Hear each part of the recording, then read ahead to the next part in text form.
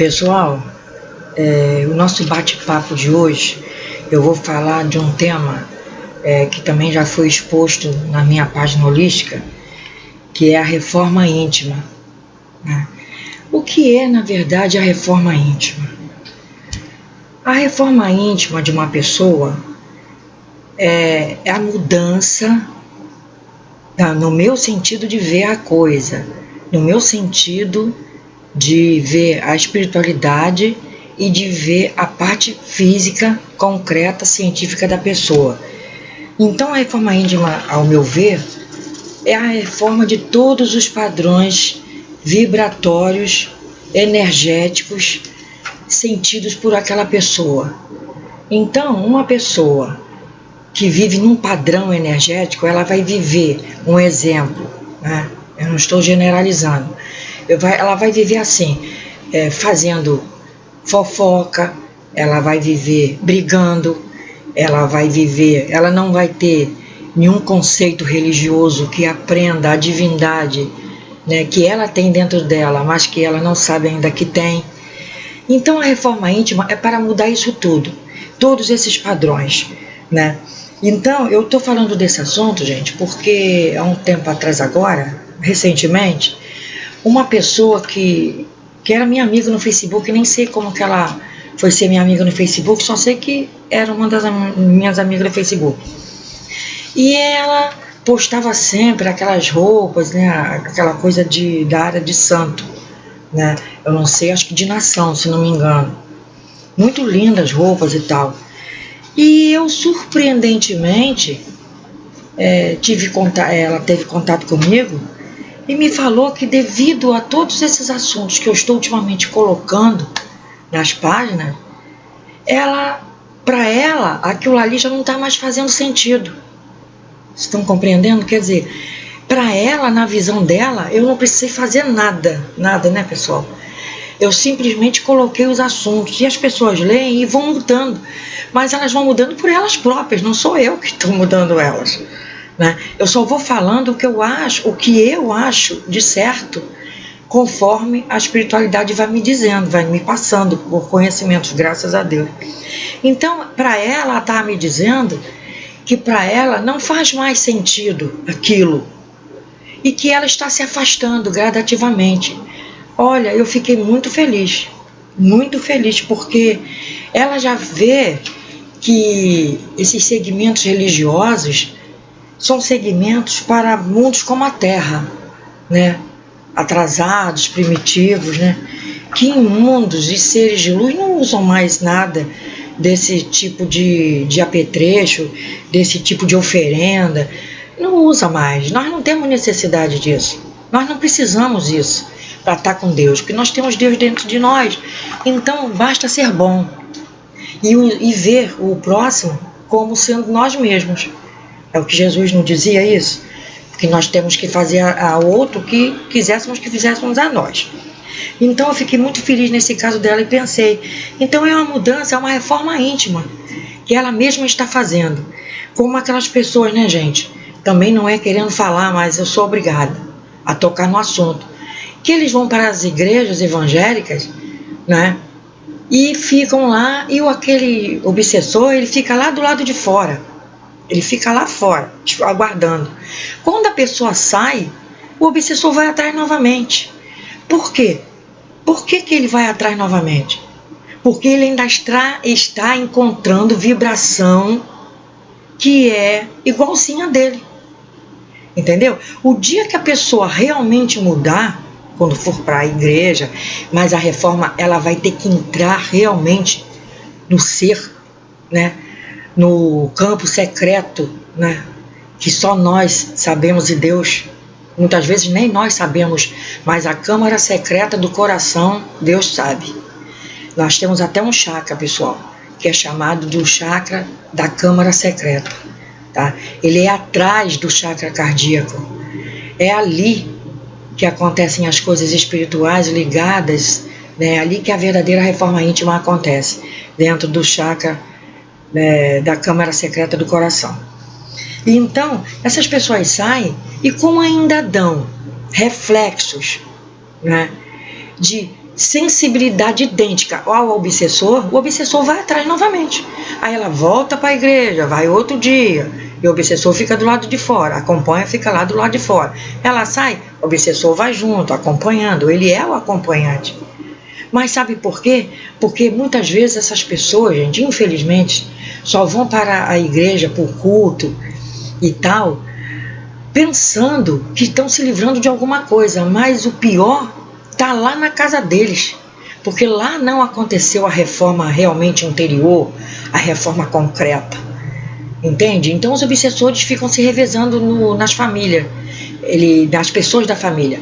Vai um para um canto, ele vai atrás, vai outro. Se ele gostar, vai atrás daquela dali, entra para o culto, fica lá. Quando sai do culto, ele segue novamente. Porque não houve sintonia, porque ainda está havendo sintonia. Agora, a partir do momento que realmente ela parar de falar dos outros, não ir para a igreja para olhar a roupa do irmão, tá? Prestar mais atenção no que está ali na Bíblia, nesse caso lá na igreja evangélica, do que na irmã, que talvez o marido esteja brigando com ela e ela inocentemente contou para ela que o marido briga, ou que não tem nada em casa, ou qualquer coisa parecida, e ela fica ali com aquele pensamento, pensando mais na vida da outra, da irmã lá da igreja dela, do que ficar prestando atenção no que está sendo exposto ali na Bíblia. Se ela começar, ou ele, né, não digo só ela, começar a pensar mais, a estudar mais, nesse caso a Bíblia ali, e prestar mais atenção, e aquilo vai entrar na cabeça dela, quando ela sair da igreja lá, que ela tiver realmente mudado, aquele obsessor vai ficar perdido. Por quê? Porque ele é cego espiritualmente, tá? Porque um obsessor, ele é cego espiritual, ele não vê a igreja, entenderam, pessoal? Eu tenho até esse conselho a dar para vocês, para falar sobre isso. Os obsessores, eles não veem as igrejas, eles não veem as casas espíritas kardecistas, eles não veem, tá? Eles não veem. O processo espiritual deles é a cegueira espiritual mesmo, né? Então eles veem um campo energético como se fosse blindado aquele local, tá? Dali, daquela porta para dentro, tem uma blindagem, tá? Uma blindagem espiritual. Vários feixes de energia eletromagnéticas, como se fosse uma teia de aranha eletromagnética, bloqueia a entrada deles. Bloqueia, tá? Bloqueia. Eles só entram ali se o mentor da pessoa deixar, para que ele seja, vamos dizer assim, instruído de alguma coisa, o obsessor. Mas muitas vezes o obsessor nem quer entrar porque ele não aguenta. Ele leva choque se ele encostar ali na porta. Então já foi visto por pessoas que são clarividentes, né? Já viu o que acontece. A pessoa entra, o obsessor vem junto, o obsessor fica lá do lado de fora. E a pessoa entra. Muitas vezes ele quer entrar e bate de contra aquele feixe de energias e ele não aguenta. Aquilo leva choque e volta e fica aguardando. Se a pessoa sair daquele local ainda com a energia densa, ainda com a mesma energia idêntica que entrou, ele vai acompanhá-lo novamente para casa, tá? Então é por isso que não tem essa de me desculpe o termo, desculpe até falar sobre esse assunto, que eu vou estar tocando em religião, mas não adianta ficar lá dizendo que é a sessão do descarrego, e que o diabo vai sair. Usam o nome diabo assim, como se estivesse usando, me dá um copo d'água. Gente, vocês não sabem o que significa realmente essas entidades que levam o nome de diabo. Ninguém aqui tem ideia do que isso significa. Ninguém tem ideia. São entidades fortíssimas ligadas aos umbrais. São entidades fortíssimas, fortíssimas. Não é qualquer um que dá de cara, bate de frente com uma entidade dessa. Tanto é que eles têm as pessoas que os seguem, as consciências que os seguem, tá? São as falanges dessa área aí. Então, desculpe o termo, mas é babaquice achar que está numa sessão de descarrego e que vai ficar livre do diabo. Não existe isso, gente. Não existe isso. Essas pessoas que usam o nome de Jesus para usar desses processos aí estão completamente equivocadas. Completamente. O que essas pessoas têm são entidades obsessores daqui da Terra mesmo, tá? que ficam ligadas a elas por processos de sensibilidade eletromagnética, esse é o termo científico, tá? E por ondas que elas captam, que são iguaizinhas a elas, iguaizinhas, por isso é que tem a sintonia, tá? A partir do momento que ela não der mais sintonia, isso não vai mais acontecer, porque ele vai ficar perdido, porque ele não tem luz, ele não vai mais nem te ver. Sabe por quê? Porque muitas vezes os mentores deixam as pessoas, acontecer isso com as pessoas, os chamados anjos da guarda, deixa acontecer isso para poder a pessoa se levantar por si própria. Entende? Nós somos como criança que eles precisam levar pela mão, mas tem um momento que nós temos que andar sozinhos. E eles largam a gente um pouquinho para a gente andar sozinho. Tá? E então, o que acontece nesses padrões? Nós temos que mudar os padrões. Isso é que nós temos que fazer. Mudar os padrões energéticos, vibratórios, inclusive junto à família. Como nós vamos mudar esse padrão? Tendo mais paciência, mais compaixão, dar mais perdão, mais compreensão para as pessoas que estão à nossa volta. Nós vamos começar por ali mesmo. Não adianta você ser obreira, vou usar aqui o termo, né? Não adianta ser obreira, ser missionário, ser uma pessoa ligada a uma igreja evangélica, assim, que faz um trabalho mais chegado à comunidade, às pessoas, e não só dentro da sua própria casa, se você não fizer uma reforma íntima dentro com a sua própria família. Você começa com a sua família, tá? A sua primeira lição é com a família. Então você tem que ter paciência, perdão, compreensão, vai começando assim, com a própria família. Porque você vai se livrar gradativamente dos seus obsessores.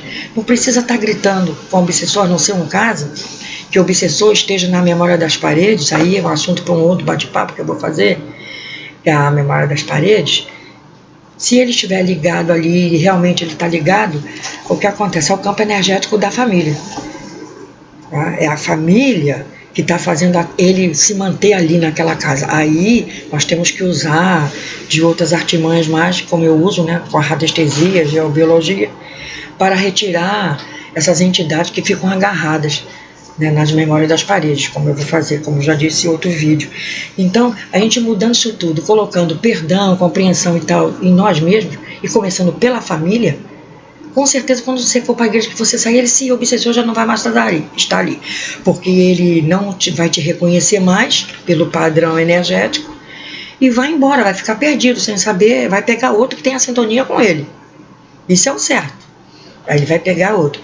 Outros casos também que, a magia me pegou, alguém fez alguma coisa para mim.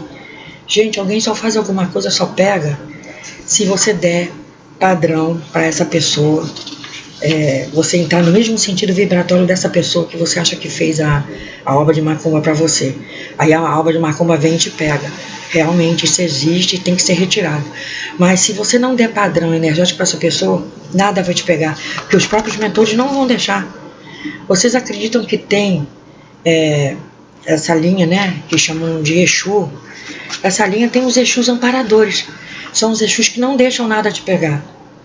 Às vezes não são nem da sua linha, eles ficam de intermediários, olhando uma coisa que o outro fez e olhando se você merece. Se você não merecer, ele não faz nada com você, ele vai embora, ainda não vai deixar o outro fazer. Está compreendendo, pessoal? Então, o que é a reforma íntima? A reforma íntima é isso aí tudo, começar por nós mesmos, começar pela nossa família.